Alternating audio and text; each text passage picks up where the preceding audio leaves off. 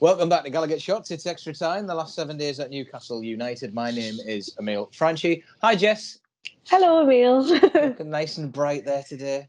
Am I too bright? No. Just nice and bright. Just nice and bright. That's all right. Nice and bright. Yeah. Good, it's like a good review at a parents' evening or something. Yeah.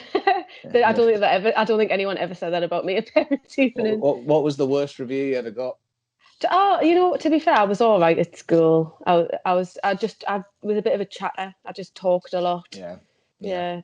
Is that when one of my teachers, like, they point out that you're really good, but you just make your mouth go too much? That's kind of what I got. Yeah, that was probably the same as me. Nitpick just to put you down, and I'm not really recovered of it, to be honest. Yes, tonight we've got a bonfire night special, as you can see. Remember the 5th of November, gunpowder treason and Kazengalu Alawa. More on that later. This has been the last 7 days. They've flown by quicker than, much quicker than they can count votes in Nevada, it would seem. And we're joined tonight by Dean, Brucey, who you might have seen a few weeks ago. Do you want to start with the Steve Bruce impression, or do you want to wait? Well, I think bonfire night's a great night for everyone to have a good time. Keep warm, have a good time.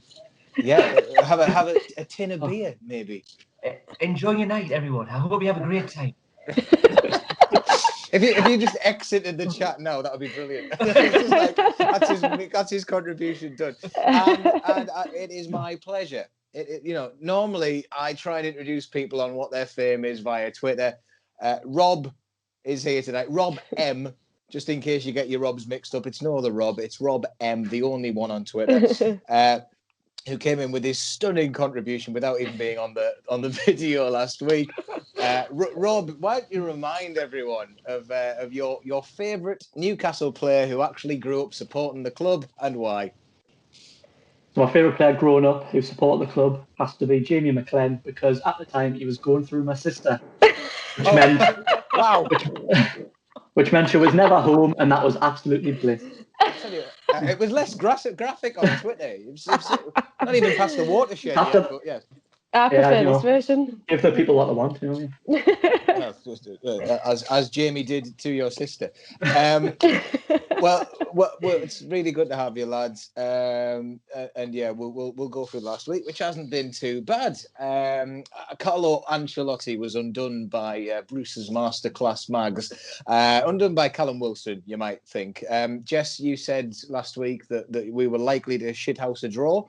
We shithoused a win. Do you think that we shithoused well? Well, I don't remember much of it, to be honest with you, which I think I hadn't had a drink either. So I think that says a lot about the game itself rather than about me. There was the odd moment of like hope and something where we looked like quite good. Like there was the Alan's 1-on-1, which that itself wasn't good, but the build up to that was really good, really positive.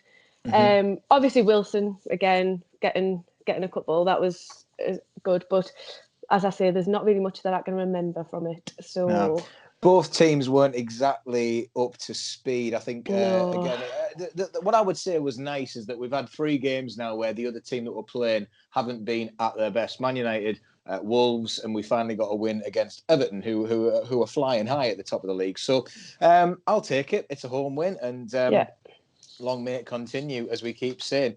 But speaking of shithousing, Rob, what did you make of Yerry Mina's tactics when Callum Wilson did go up for that penalty?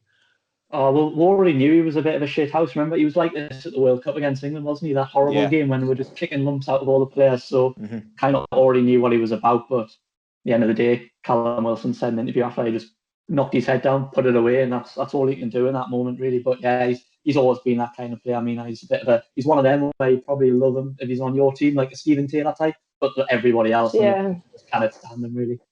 Yeah, we had our lovely shithouses the other week that we absolutely love. We're still yet to do the shithouse 11, Jess. So we'll get around to it. interest and demand is certainly there. But yeah, Yuri Mina, I mean, the whole Colombian team in the World Cup, they pretty much tried to dig through Russia to the other side of the world. At that point, it was just, I hated that. I was just like, chucking pints at the screen and everything. But this was a positive game indeed. San Maximan did have the one-on-one. Dean, I know he means a lot to you, but are we struggling to see the best of San Maximan in these games at the minute? What is the problem? Well, I think we are struggling. I think the problem is he's playing out of position. Like, let's be honest, Max is not a 10. Say Maximan is not number 10. I don't know what he plays like where Bruce has got him in the minute. I don't think Max looks good there. He looks better on the wide. He looks better when he cuts from the left. And he can tack the ball that wide. Because let's be honest, he went missing that game. Was he even? You know what I mean? Can you remember a performance where, apart from that chance, what did St. Maxim do that game? Nothing. Yeah. No, I would say that about the last two games, though. To be honest, this free roll thing that he's being given just clearly isn't working. I think he needs some sort of instruction. A lot of people have mentioned as well, like, we need to drop him and play Fraser because he hasn't been at his best. But it's not his fault. He hasn't been at his best. As Dean says, it is his position. He needs to be playing out wide to make things happen. Like, I would never drop the. I'll never drop the lad. Like, honestly, what I would do is I would play Fraser and Max on the flanks, then put Almira on as a number 10. That to me is like mouthwatering. That's what you want. You want Wilson, Miggy behind him, Fraser, then Saint on there. I mean, that's my understanding how I would have it. But you know, Bruce, he likes to play things backward. I mean, we're playing Fraser at centre mid against Wolves. You know what I mean? Fragging Fraser, centre midfield player, a defensive centre midfield player as well.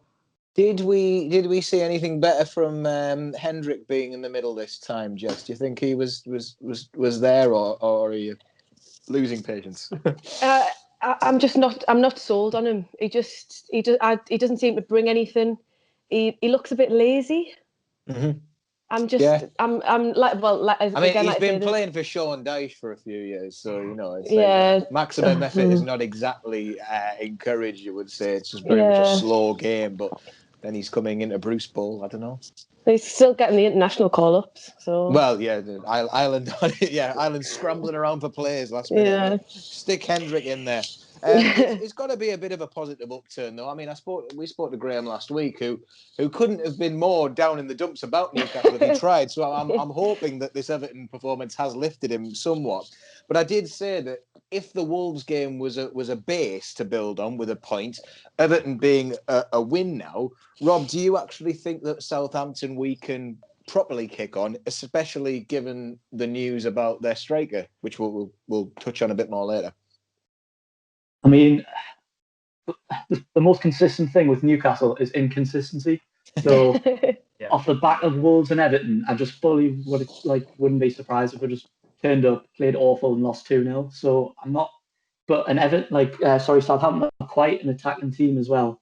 And I think it's just going to be more the same. We're just going to camp behind the ball. They're going to pile the pressure on, and we're just going to hope to hit them on the break. I think it's just a case of, do we get those clear-cut chances and can we create them going the other way? Like we talked about Everton there, the first half, that St. Max chance literally came from Everton's corner, and we kind of rely on basically the counter-attack. And if we don't get those clear chances, it seems that we're not really in the game.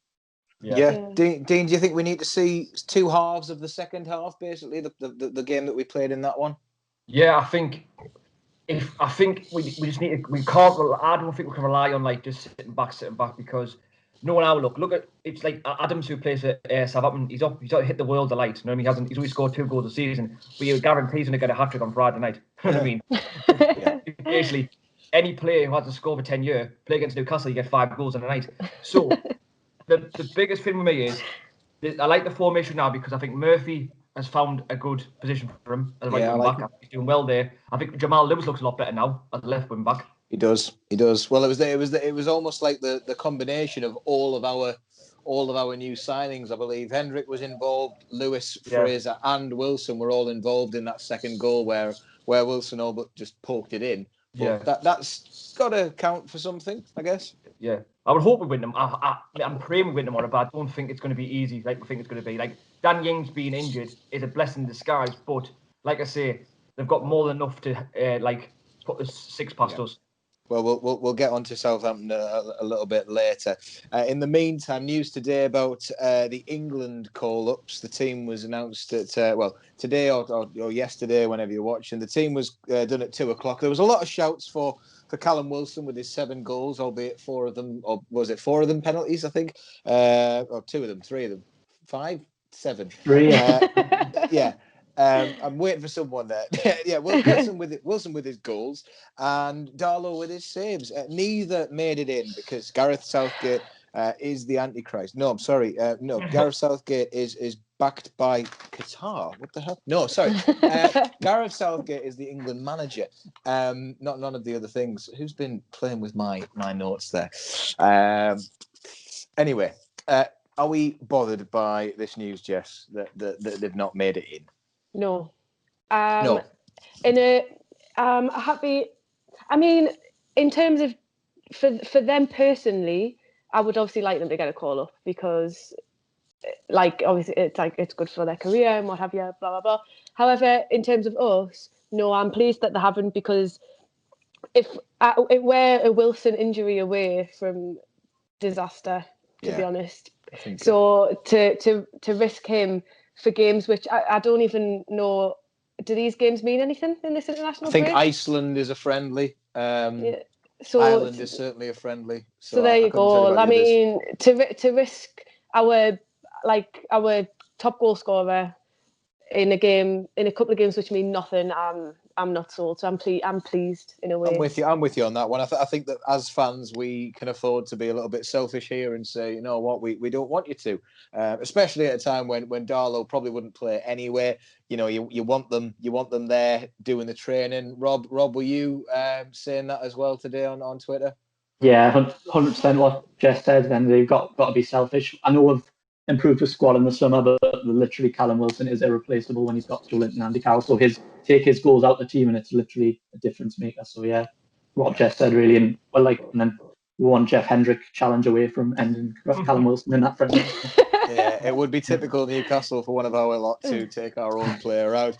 The good news is that Dwight Gale is on the mend. I think he's back in training, so hopefully we'll have 2 strikers. Oh, who knows? He might play one of them. Dean, were you a bit of the other side of the fence on the whole England situation? Well, to be honest with you, I was a bit annoyed because what I can't grasp is, right, you've got 2 strikers, Bamford and Wilson, who are in form.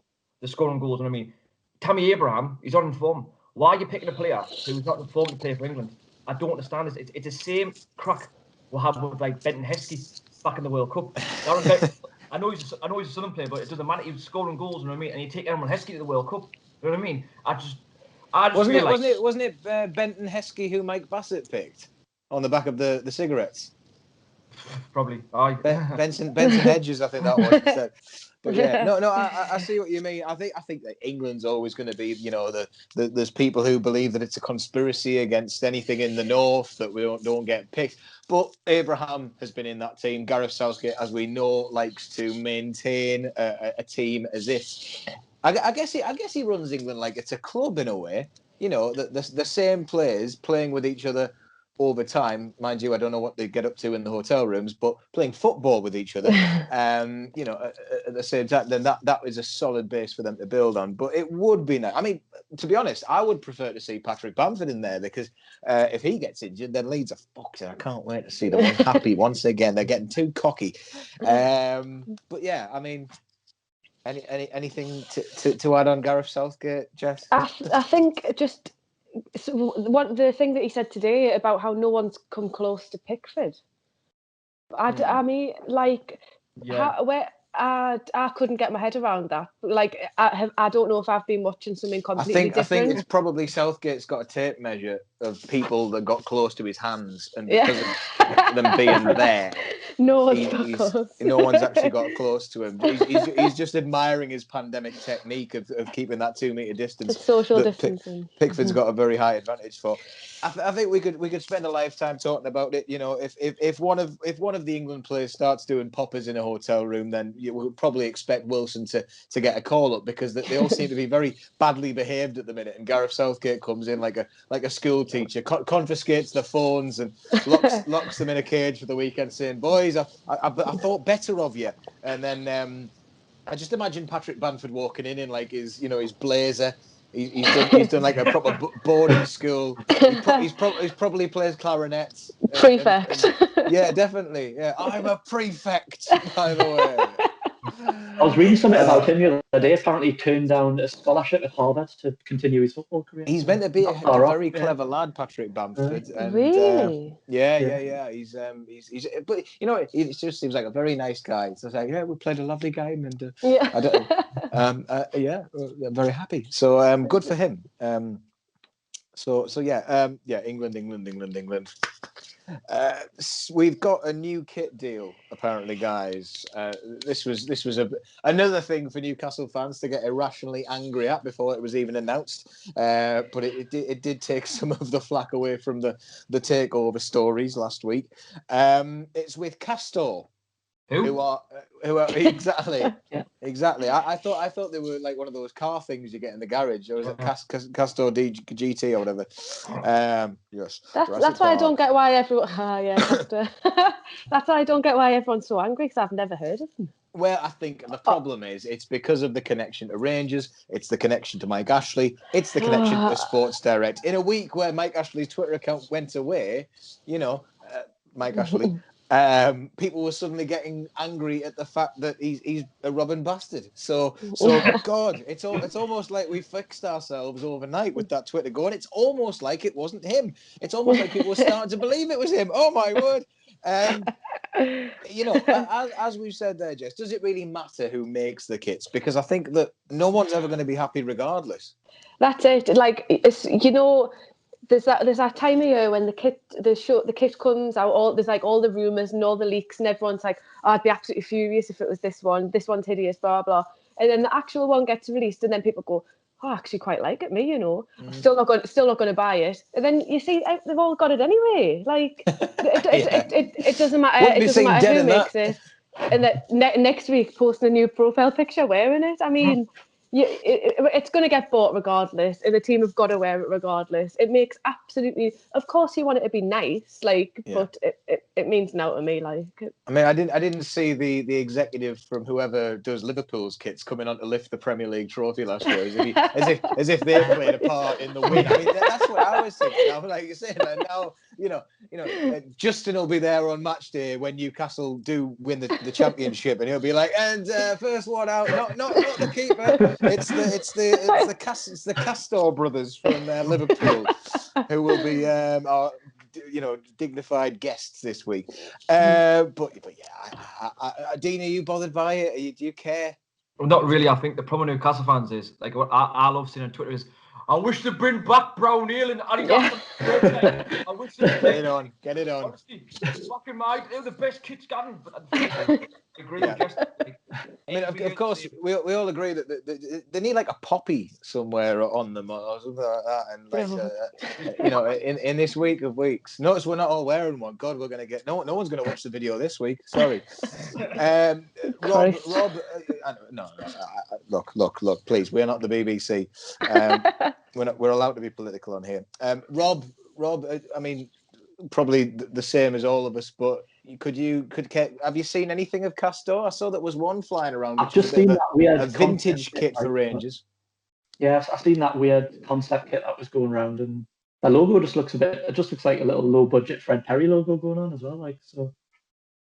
Yeah. Well, I'm all for Newcastle. I was going to say Chavy Mags. Why not? Yeah, like you, I'm not really fussed. Plus, it seems doesn't this thing usually happen like April, May? It seems very early to be talking about kits. It's the deal for now, I think. So we're just getting that one through the door while no one's looking. Until the takeover happens, and then we get Adidas and Nike. There it is. Adidas and Nike shorts, Adidas top. Rockport boots for everyone. I'm loving this. Lovely. I love the idea of Newcastle having the black and white home kit and then away kit. It's proper like Burberry. Yeah. Oh, yeah.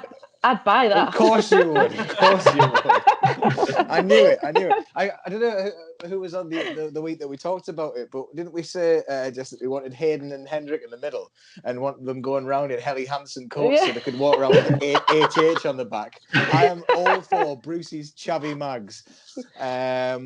But yeah, no, we're going to talk about this now, about underrated kits that kind of came out in the first place. Everyone started slagging them up. So I was going to start off with straight up the one from last season, the home kit. I think that it's been discussed on the Always Smile on Faces podcast a few times. I think Chris and Bestie have said that the home shirt last year, for me personally, was a bit of a grower. Do you think that some of the memories that came from it, Rob, of last season, and the, oh God, no, it does not like it. No, the memories that came with that kit maybe boosted it slightly towards the end of the season?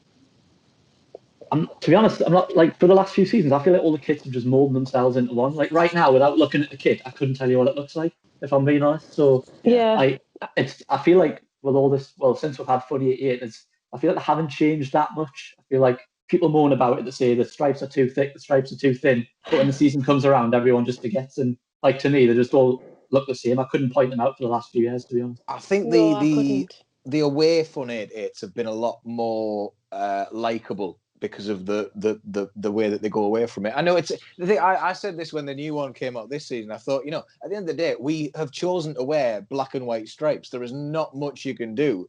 Like what they're going to do, like turn them on the side and we'll go horizontal one year. You literally can't do much when you are known as the barcodes by some clubs. And I think, last year's home kit was all right. This one's a bit better for me because I like the thin stripes. But that one before it, Perez's last season, when it was just stripe with a V-neck, I thought that one looked like the one that looked too big for Almiron. It was awful, absolutely awful, and I was disappointed with the 125th anniversary one. So, Funny 88, book your bloody ideas up. Your Twitter account's all right though, so fair enough. Jess, did you have anyone that were maybe a bit underrated that grew on you, or maybe one that no one else liked? I've got a couple which I loved, and then there's one which I hated, but then it grew on us because of the memories. Let's have a shit sandwich then. Good, bad, good. So the two that I loved was there's the all away kits. There's the 97, 98 one. So it's like the navy one with the green and orange stripe down. Yep. Because I had that when I was little, and I remember like wearing it to go on holiday and stuff. So I think it's just like memories. Like a true northeasterner. Yeah. Airport, Newcastle literally. And then there's the 2002, 2003 away one because it just reminds us of Lauren Robert. What colour's on that one then? It's You'll have to talk us through it there because years for me don't mean now. So that one was the NTL home one. It was like grey and blue. Yeah, I remember that one. Oh yeah. Do you know? Like I say, grey. It was grey sleeves and a blue. And then yeah.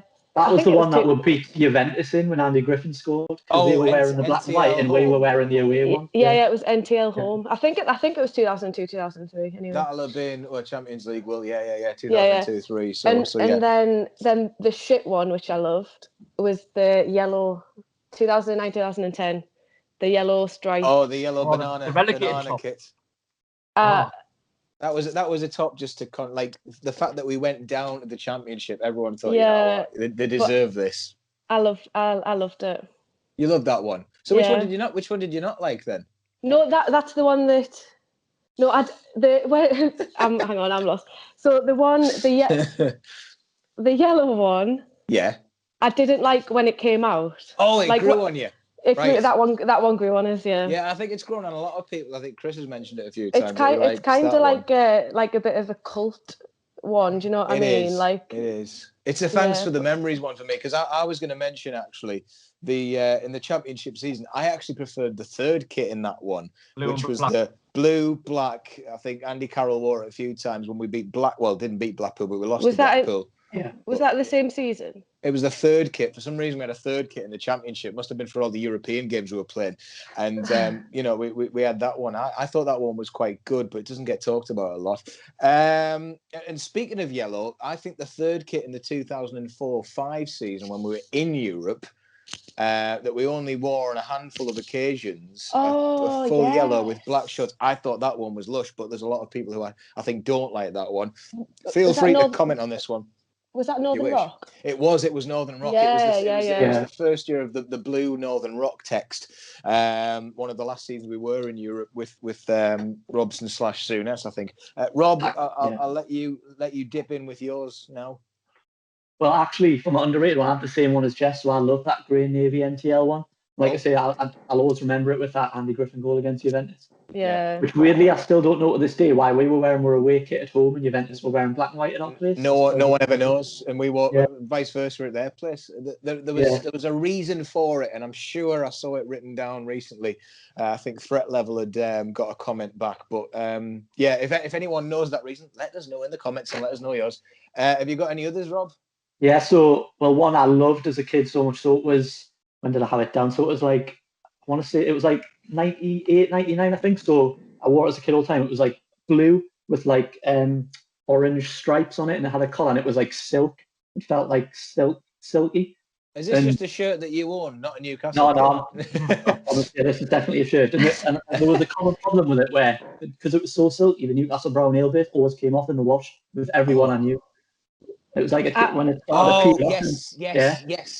I think when was this? I'm googling him. So Jess, this is the blue one where it's like bright, almost satin blue. Yeah. It was like, and it's got the round brown ale in the middle, and it had a colour. I think it was only a limited edition one because I saw this one mentioned the other week, and I think it was worn in like a pre-season game.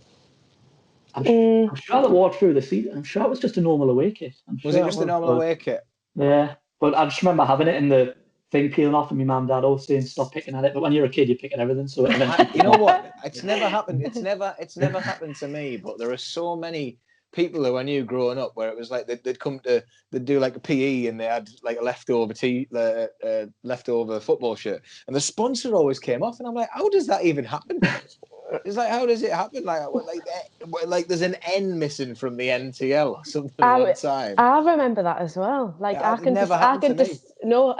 can distinctly remember people's like the letters peeling off and stuff. I think people just got the thing now, though, isn't it? Everyone wants a kit without a sponsor now, though. The 20 years early. This is true.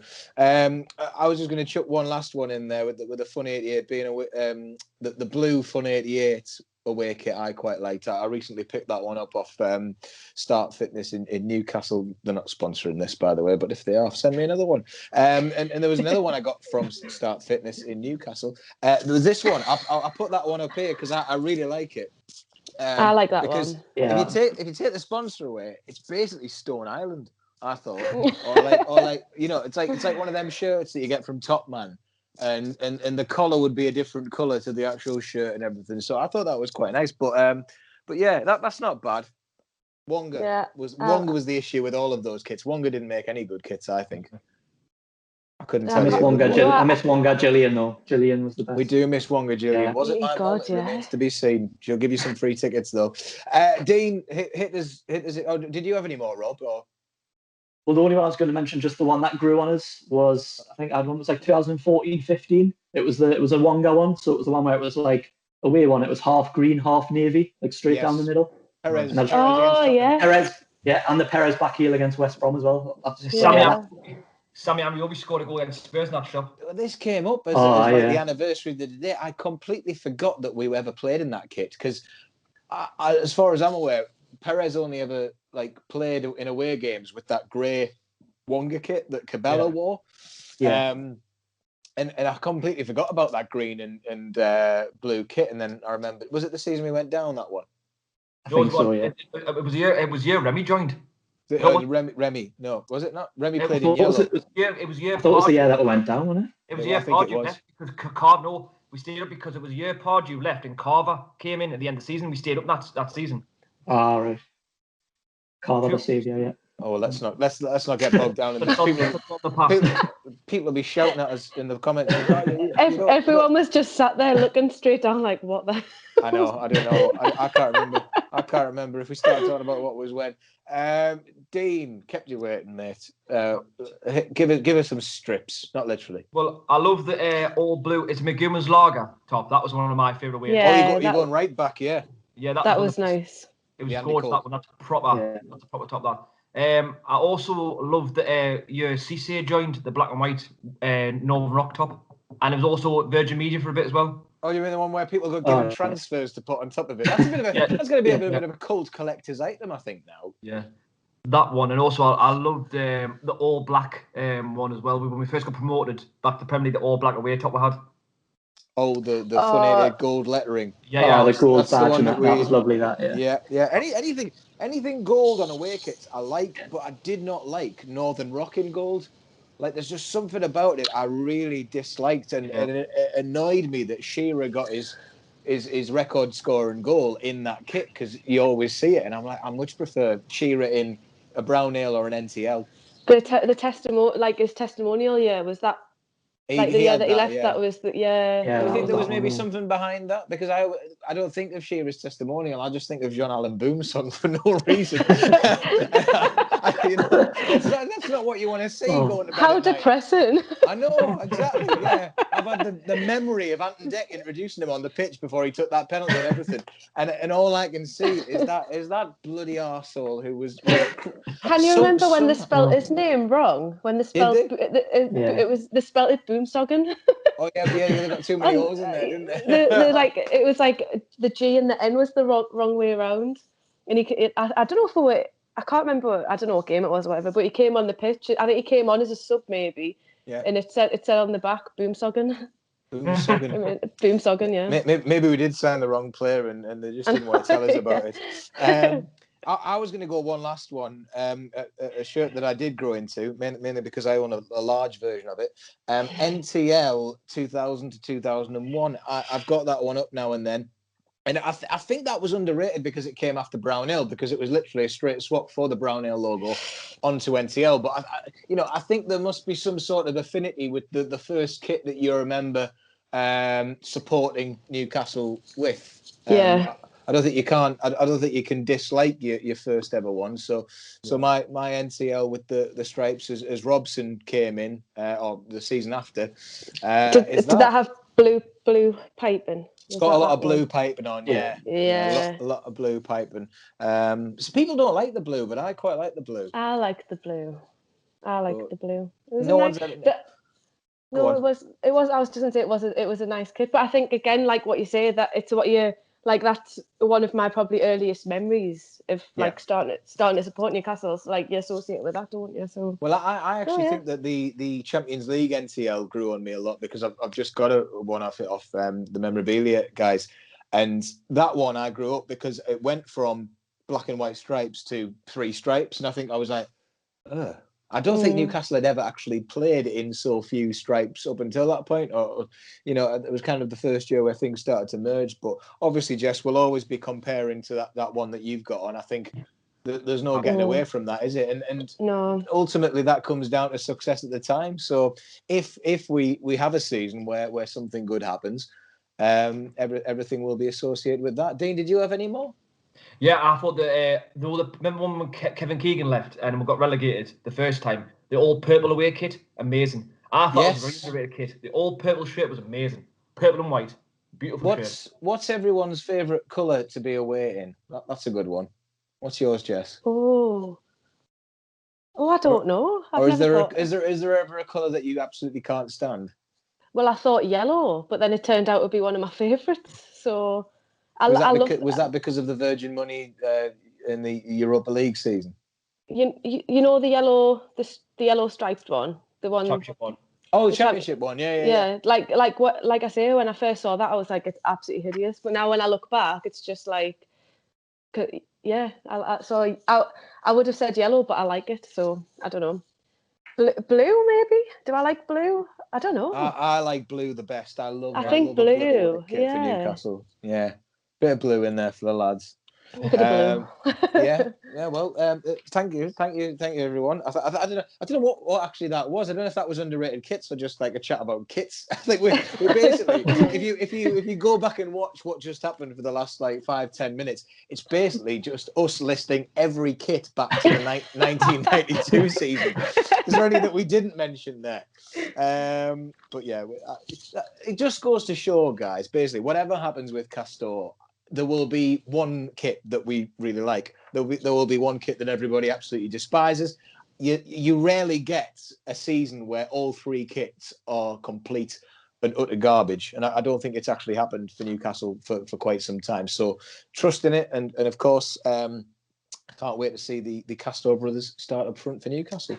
I think that's just proved the point, though, hasn't it? That when we said everyone they'll bring out all these concept kits and everyone will complain about it and say I'm not buying, but we've literally just proved that you can go back like God knows how many years and be like, that one was nice. Oh, I didn't like that, but then I grew on it. Shirts are complete personal preference. It's got nothing to do with how it looks to other clubs, because quite frankly, other clubs couldn't really give much of a shit what we are wearing. No. They just want to beat us and then go home. I mean, unless it's a shocking kit, I don't pay attention to what other clubs are wearing. I was trying to think of other shocking kits, but the only one I can think of is actually Southampton this year, because I think it looks weird when they're not playing. That Man United one, haven't they got a weird one, like a zebra that black one, and white away one? Yeah, exactly. That's not very nice. Like Man City have got a Paisley one this season as well. I like that one. Do like that one, man. Like it's things like that when they stick out, but like just your average like West Ham or whatever, you don't pay attention. I couldn't differentiate between them all season on season, so they're going to look at us and think the same. So it means now to me, to be honest. Well, Newcastle do play well when they actually do. I'm being serious here. When we've got the poppy on our kit, so hopefully that will be good for us against Southampton, because it was last season. It was the two games with poppies that season. The one prior to that, Rondon scored with a poppy on, and I think we won against it was Bournemouth in that one when he got his first 2 goals. It was last season when we beat Bournemouth, and I think Southampton, Dean, the game that we were at, was it when we had the poppies? Dean still owes me a Nando's because we came back in that game. Still, that's very good knowledge. That I just remembered because of Rondon. I remember because of Rondon. It was Rondon. Yeah, very good. And we had a sweet. We always get a sweet spot with Bruce in November or in November, because it was Christmas is an absolute shit. So strap in, folks. So Southampton will be tonight. Maybe by the time you're watching this, a Friday night, 8 o'clock kickoff.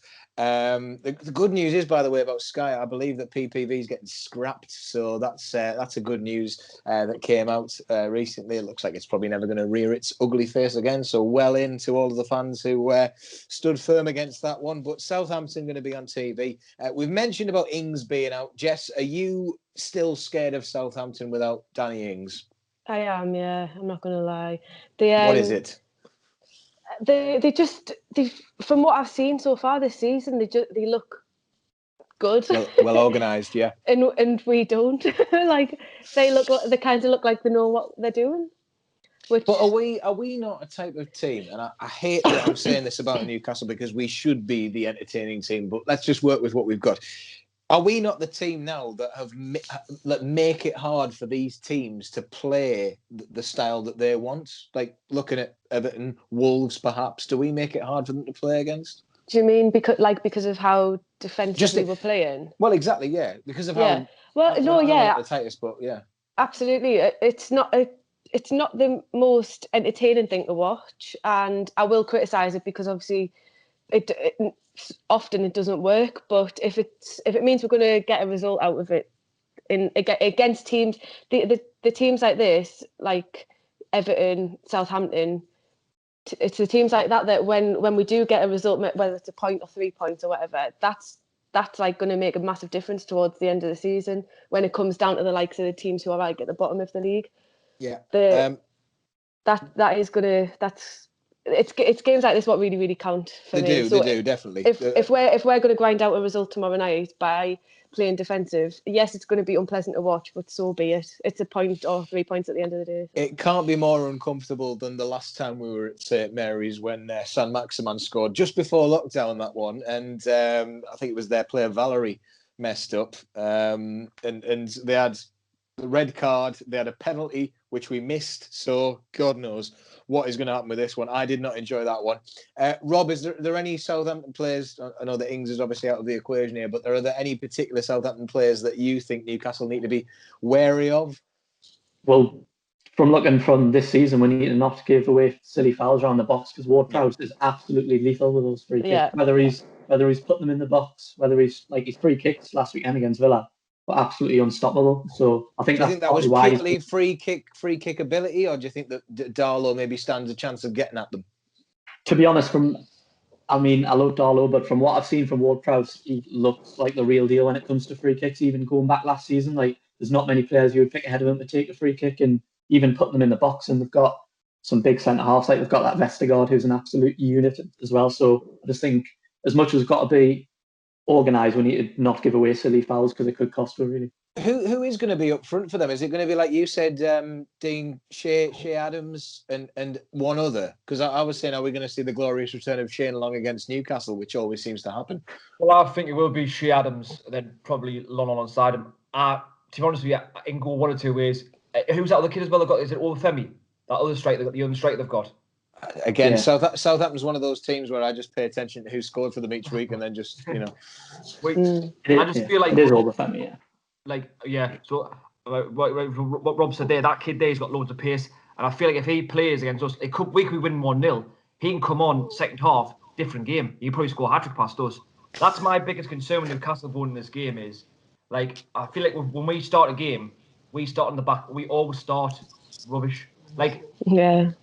I guarantee you now, the first half of that game will be all Southampton. We'll get one chance, and then that'll be a terrible game to watch. Second half, it can go one or two ways. We either get humped or we might take a point. What a wonderful way of putting it. Dean, throughout this 40 minutes so far, you've guaranteed a Shea Adams hat-trick. You've guaranteed that we're going to get what? You've guaranteed so much, so I hope that Newcastle's game lives up to it. Let's have some... Dean, we'll start with your prediction, mate. Well, my heart... Because you've guaranteed so much. Yeah. To be honest with you, my heart's telling us it's a 1-0 with Newcastle, but my head's telling us it's going to be 2-0 Southampton. Oh, right. God, there's two extremes there. Sorry. So that's all right. Can you settle on one? Yeah, I think I'm going to be a pessimist. I'm going to say it's 2-0 Southampton. All right. Okay. Well, I don't want to be right. Hey, I'm not saying you're wrong. I'm just saying that let's have a. Are you calling me a liar? Is that what you're saying? Oh, very good. Your eyes just came up the screen at me. There's like 3D scope going on. Rob, what you saying? Yeah, again, like Dean, I'm not feeling very confident. Like I said, usually when we've got a few good results against good teams, it's then I have a bit of inconsistency, and I'm gonna go sadly 2-1 Southampton. And like Dean, I hope I'm very wrong. Well, we were all very wrong against Everton in the predictions last week. There was a lot of losses, so I'm welcoming this. Jess, what about you? 2-0 Southampton. Christ, I know, but I said 2-0 Everton last week, so. I know, but you know, as we said, Newcastle's consistency is inconsistency. So we'll see. I know what you mean. I would like to think they could maybe. The thing is, when we last played Southampton, it was very much all them until they got a man sent off and we got a penalty and we really took the game. And for some reason, even with 10 men, we didn't look good enough against them. So, I don't know. You know what? I'd like to see us get a point. So I'll take a 2-2. I'd like to see us get a point as well. Yeah, you make it sound like we all want to lose now. I would also like that. Hey, I'd love it. I'd love a point. I would love it if we draw with them. That's how far we're falling, yeah. Christ, yeah, since the 90s, bring it back when we were at war with people. It's going to be difficult, but we will see. I hope that Newcastle can maybe summon the spirit of Demba Ba and have a Oh my word. Oh, is it? Go on. He's going all the way. He's going all the way. I hope that was like cherry sours or something. No, it's fruit and barley, summer fruits. I mean, I'm not a madman. I thought it was competent at first. No, it is syrup, strawberry syrup. How great to see Demba Ba at 35 banging him away.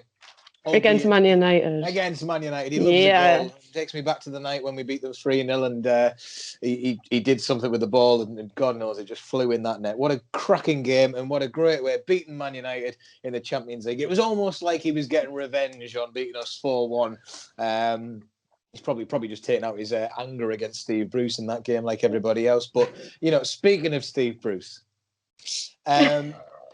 Demba Ba scoring a goal this week. Steve, I know you're a big fan, but can you please give us your take on the great Demba Ba? Well, firstly, I like to say, how's the bacon? You know what I mean? Oh no. Maybe one day, if we're lucky, we'll get him in the club. We'll get him in the club on a free transfer, hopefully, or maybe spend 45 million on him and send Joe Linton the opposite way. Hell of a player, hell of a professional. And now that we're in lockdown too, Steve, what's your takeaway of choice in the coming weeks? Well, it's always a kebab, mate. It's always extra large, go double or go hard.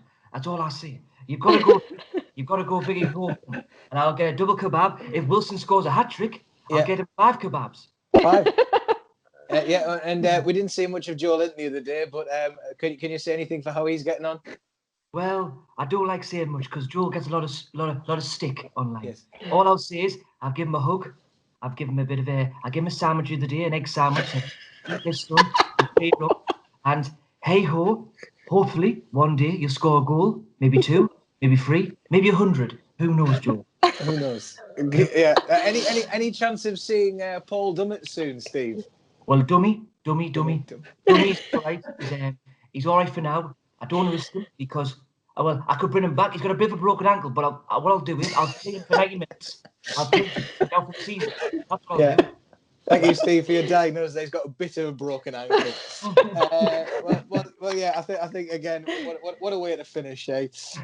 Syrup and Steve, as we always like. Thank you, Dean, and good luck with the new series of I'm a Celebrity, of course. Rob, I mean, look, you've come in like Jamie McLennan, your sister, I guess, and you've really. What have you just said? Oh my god! And well, look, this is the point. This is the point in the video where we try and endear our guests to come back for another week. So I hope that worked. Rob, thank you for your contributions last week when you weren't even on, and thank you for coming on this week. Dean just sat there shaking his head. I've got no words. Well, words are all we need. Jess, do you think that was a banger? Sorry to bring up Jamie again, of course. I'm going to get your sister on next week. Hey, you know what? That would be great. We'll do it like a 2-week Jeremy Kyle. Has anyone got Jamie McLean's number? Get him on the podcast. Not for me. Bruce might. Where's Emil's gone? Jamie McLean's number just threw us off there. Emil, guess what? Yeah. Yeah. Jamie, if you're watching, my sister is heartbroken. Hello. Hey. God. There's more to this stuff. Why are you saying this? Why are you saying this at the end, Rob? Because so people Tune in next week to find out. Tune in next week to see what happens. Jamie McLennan. Right, there we go. Right, yeah. Okay. We must leave it there. But yeah, if you want to find out what happened with Jamie McLean and Rob's sister, other than the knowledge that we already have, then please tune in next week. And yes, thank you, Rob. Thank you, Dean. Thank you, Jess. This has been Extra Time on Gallagher Shot. Subscribe to the channel. There's plenty more coming. And away the lads.